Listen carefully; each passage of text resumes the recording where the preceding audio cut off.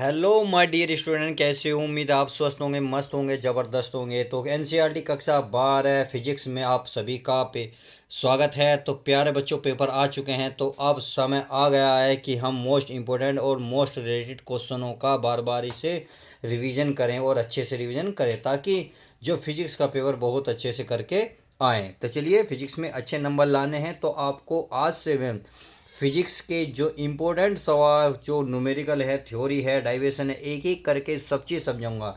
तो आज हम शुरुआत करने वाले हैं फिजिक्स नंबर फिजिक्स का जो चैप्टर फर्स्ट है उसकी शुरुआत करने वाले हैं। तो देखिए, शुरुआत करते हैं। ये पहला ही क्वेश्चन है इस वीडियो का। तो इसमें देखते हैं क्या बोल रहा है। इसमें कहा है विद्युत बल संबंधी कूलॉम का नियम लिखिए। देखिए, मैं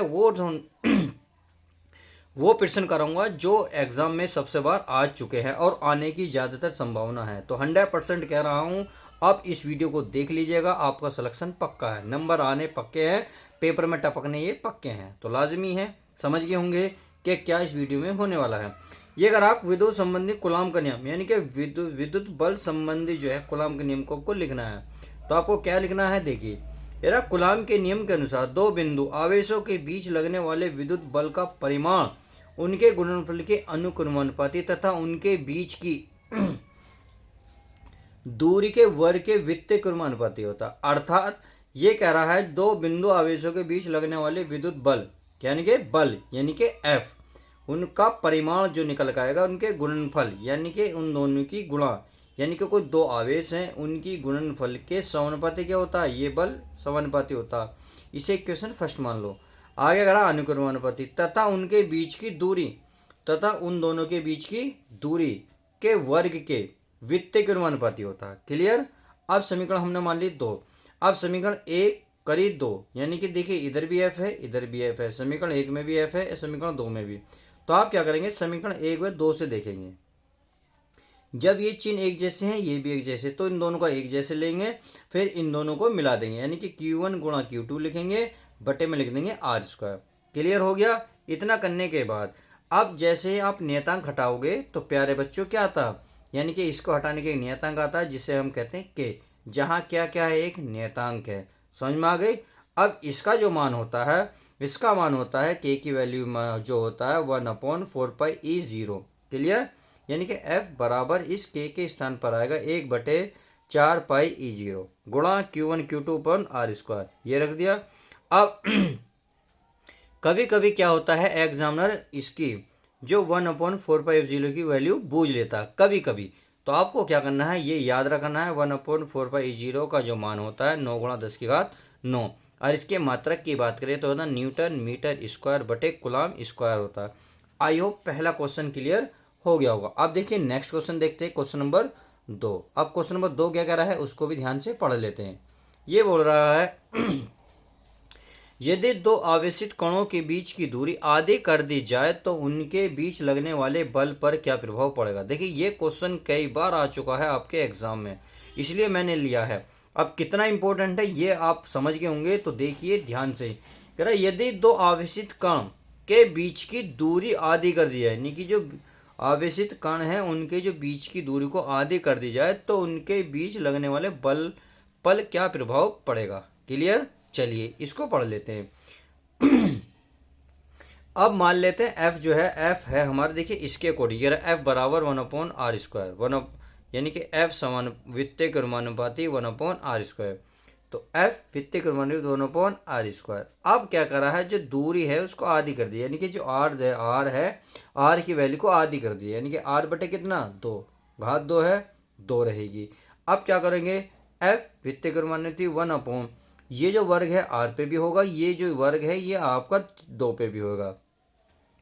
तो आर का वर्ग हो जाएगा r² और 2 का वर्ग हो जाएगा 4। तो ये 4 कहाँ जाएगा, ऊपर जाएगा। कहाँ जाएगा प्यारे बच्चों, ऊपर जाएगा। तो ये हो जाएगा f बराबर 1/4 बटे r²। क्लियर। अब देखिए, तो ये आप ध्यान से देखेंगे तो ये अगर इसे 4 को हटा दिया जाए तो 4 × 1/r², क्योंकि अगर 4 की गुणा 1 में करोगे तो 4/r² आएगा, जो ये है। क्लियर। तो आप देख रहे होंगे ये कितना है, इसका जो 1/r² था ये वाला, इसका कितना गुना आया, 4। तो आधा करने से जो पहले वाला बल था, पहले का जो है 4 गुना हो जाएगा। तो आप यहाँ लिख देंगे अतः पहले का यह 4 गुना हो जाएगा। उम्मीद है समझ में आ गया होगा। तो चलिए नेक्स्ट क्वेश्चन देख लेते हैं। अगला क्वेश्चन है क्वेश्चन नंबर 3। ये करा आवेशों के बीच लगने वाले विद्युत बल की सहायता से विद्युतशीलता का विमीय सूत्र लिखिए। यानी कि जो आवेशों के बीच लगने वाला क्या है विद्युत बल, किस सहायता से विद्युतशीलता का विमीय सूत्र लिखना। क्लियर। तो चलिए लिखते हैं कूलाम के नियम से, अर्थात कूलाम का नियम से है। कूलाम का नियम अभी हमने पढ़ा, F बराबर 1/4πe0 गुणा Q1 Q2 बटे r²। क्लियर। अब देखिए ये हमारा E0 इधर है नीचे भाग में, तो इधर ऊपर जाएगा गुणा में, अर्थात F की गुणा में करेगा और गुणा वाली चीज़ कहाँ जाएगी E0 के स्थान पर। आप ये कह सकते हैं E0 ऊपर जाएगा और ऊपर वाली चीज़ नीचे आएगी, अर्थात यहाँ E0 बन जाएगा F के स्थान पर। तो E0 बराबर 1/4π। आप F को यहाँ रखो, यहाँ रखो, यहाँ रखो, यहाँ रखो। क्यों? क्योंकि F जो है बटे में आया, तो बटे की चीज़ मतलब इन सारों पदों में गुणा कहीं भी लिख सकते हैं आप। तो मैंने लिखा 1/4π गुणा Q1 इंटू Q2 बटे F r², यानी कि r² ये रहा, 4π ये रहा, 4π ये रहा, E0 के स्थान पर आया F। समझ में आ गया। अब देखिए अब क्या करा, अब देखिए हमें करा विद्युतशीलता का विमीय सूत्र, क्योंकि विमीय सूत्र निकालना है। विमीय सूत्र में नियतांक की कोई वैल्यू नहीं रहती, अर्थात इसका मान भी कोई नहीं रहता, ये तो नियतांक है अपने आप में। तो हमें किसकी विमीय सूत्र चाहिए, Q1 Q2 into F r²। तो देखिए Q1 क्या है, एक आवेश है। आवेश का मात्रक होता है कूलाम, कूलाम का AT। तो पहले वाले का AT, दूसरे का अलग अलग भी AT हो जाएगा। F का होता है यानी बल। अब बल का जो विमीय सूत्र होता है mL/t⁻²। तो m की घात -1, सॉरी m की घात 1, L की घात 1 हो जाएगी, t की घात -2, और ये r है, अर्थात लंबाई का मात्रक होता है मीटर, अर्थात L का वर्ग, घात 2 है तो 2 चढ़ेगी। समझ में आ गई। अब देखिए ए कितनी बार है यहाँ प्यारे बच्चों, 2 बार। तो a², t तो t²। समझ में आ गई। और बाकी देखिए L यहाँ 2 है, 1 यहाँ है, टोटल कितनी होगी 3। ये रहा L की घात 3, बाकी m की घात 1 और t की घात -2 ऐसी है। समझ में आ गई। अब देखिए अब टोटल क्या निकल गई, टोटल निकल गई कि जब m को ऊपर लेके जाएंगे तो घात जो है इधर प्लस की है, ऊपर जाते ही m की घात -1 हो जाएगी। क्लियर। अब L की घात यहाँ प्लस की है, जैसे ही ऊपर ले जाओगे घात -3 हो जाएगी। अब आते हैं टी की बात, टी की घात -2 है, जैसे ही ऊपर ले जाऊंगा तो ये -2 ऊपर बन जाएगी +2, प्लस के 2 और प्लस के 2 ये रही, तो 2 और 2 टोटल हो जाएंगी 4। सही है। अब बच्चा हमारा ए, तो ए का बन जाएगा स्क्वायर, और यही इसका विमीय सूत्र हो जाएगा। देखिए कितना इंपॉर्टेंट, बहुत इंपॉर्टेंट, कितनी बार सवाल पूछा गया है।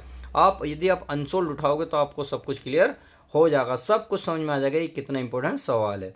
अब नेक्स्ट सवाल देखते हैं। नेक्स्ट सवाल भी वेरी इंपॉर्टेंट है।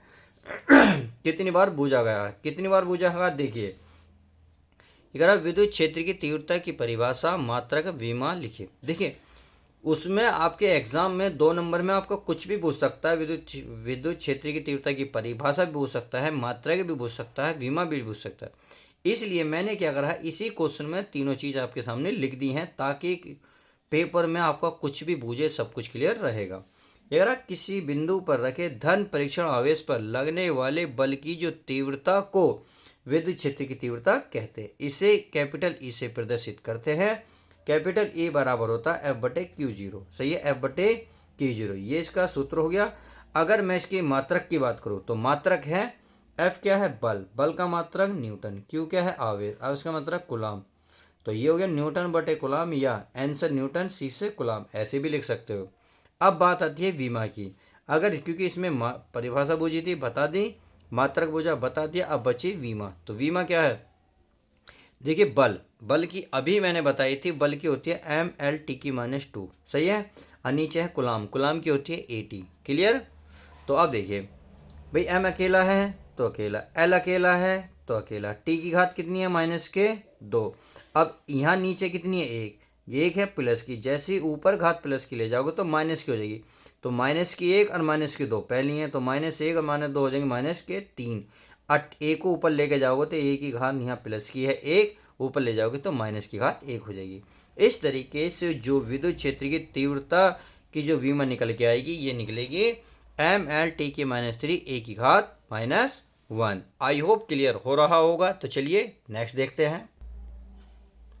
ये देखिए अब क्वेश्चन नंबर 5, इसमें क्या बोल रहा है, देखिए विद्युत द्विध्रुव आघूर्ण की परिभाषा व मात्रक मीमा लिखिए। ये भी आपके 2 नंबर में क्वेश्चन एज इट इज पूछा गया है, तो मैंने सब कुछ निकाल दिया है। देखिए पहले परिभाषा देखेंगे। ये कहा, दो आवेशों में से किसी एक आवेश का मान तथा उनके बीच की अल्पतम दूरी के गुणनफल को विद्युत द्विध्रुव आघूर्ण कहते हैं। इसे कैपिटल पी से प्रदर्शित करते हैं। कैपिटल पी बराबर, देखो इसके अकॉर्डिंग चलिए, दो आवेशों में से किसी आवेश, यानी कि 2 आवेशों में से कोई एक आवेश लेंगे, यानी कि Q1 ले लो या Q2 ले लो, का मान तथा उनके बीच की अल्पतम दूरी। कहने का मतलब ये है, अगर मैं आपको थोड़ा सा हिंट्स दूं तो आप समझ जाएंगे। भाई 2 आवेश हैं, ये इस तरीके से, चलिए पेन नहीं चल रहा, मैं दूसरा ले लेता हूँ, आपको सब कुछ क्लियर हो जाएगा। ये मैंने पेन ले लिया है। देखिए ये मान लो एक Q आवेश ने एक Q2, और इनके बीच की अल्पतम दूरी है 2L। सही है। तो इन दोनों में से कोई सा भी एक आवेश, या तो ये ले लें आप Q1 या ले लें Q2, यही लिया है Q तथा उनके बीच की दूरी के गुणनफल, बीच में गुणा है तो गुणनफल के अल्पतम दूरी के गुणनफल को ही विद्युत द्विध्रुव आघूर्ण कहते हैं। देखिए अगर आपके फॉर्मूला याद है तो उम्मीद रखिएगा कि आपको डेफिनेशन लिखने में कोई भी दिक्कत नहीं होगी। अपने आप पे आपको ट्रस्ट करना होगा। अब आ जाते हैं मात्रक की बात। मात्रक क्यू क्या है, आवेश, आवेश का मात्रक कुलाम, 2 नियतांक है, एल है लंबाई, लंबाई का मात्रक मीटर, तो कुलाम मीटर। अगर बीमा की बात करें तो हो जाएगी LTA, क्या हो जाएगी LTA। क्लियर। अब क्वेश्चन नंबर देखते हैं 6। तो चलिए इस क्वेश्चन को बहुत ध्यान से समझेंगे। आपने इतना समझा, थैंक यू।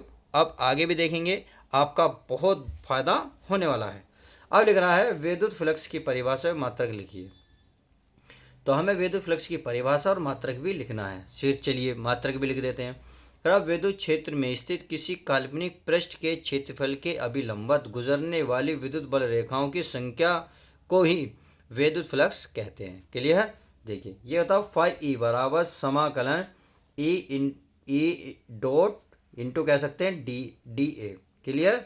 अब देखिए अब जब इसका क्षेत्रफल निकालेंगे, इसका समाकलन करेंगे, या आपको अगर मतलब कोण में ज्ञात करना है तो फाई बराबर क्या बनेगा E D A cos theta. सही है। अब क्या करेंगे, ई डी ए, देखिए ई डी यानी कि ई और कोस थीटा नियतांक है, तो ये निकाल लेंगे हम समाकलन से बाहर। क्या निकाल लेंगे, कोस समाकलन से बाहर। तो ये हो जाएगा फाई ई बराबर ई कोस थीटा समाकलन डी ए। क्लियर। अब देखिए अब समाकलन डी ए, मैंने यहाँ फॉर्मूला भी लिख दिया है, चूंकि समाकलन डी ए बराबर होता है ए, अर्थात समाकलन डी हट जाता है, जो डी के साथ होता है वही यहाँ हट जाता है। इसलिए मैंने दूसरा भी फॉर्मूला लिखा है। क्यों लिखा है, ताकि आपको अच्छे से समझ में आ जाए। देखिए समाकलन डी एक्स है, अगर ए है तो ए आया। अब आप देख रहे यहाँ एक्स है तो एक्स आया, समझ में आ गया। तो यहाँ ए है तो ए आएगा। सही है, ये हो गया। तो ये हो गया हमारा फाई बराबर ई ए कोस थीटा, दिख रहा ई ए कोस थीटा। अगर मैं मात्रक की बात करूं तो ये हो जाए यानी कि न्यूटन मीटर स्क्वायर बटे कुलाम। अगर मैं अब इसकी किसकी बात करता हूं, मात्रक की, तो मात्रक बनता है वोल्ट बटे मीटर। आई होप आज की वीडियो बहुत अच्छे से समझ में आ गई होगी। तो चलिए मिलते हैं नेक्स्ट पार्ट के साथ। जब तक के लिए दोस्तों good bye, take care, love you guys. प्यारे बच्चों अपना ध्यान रखें।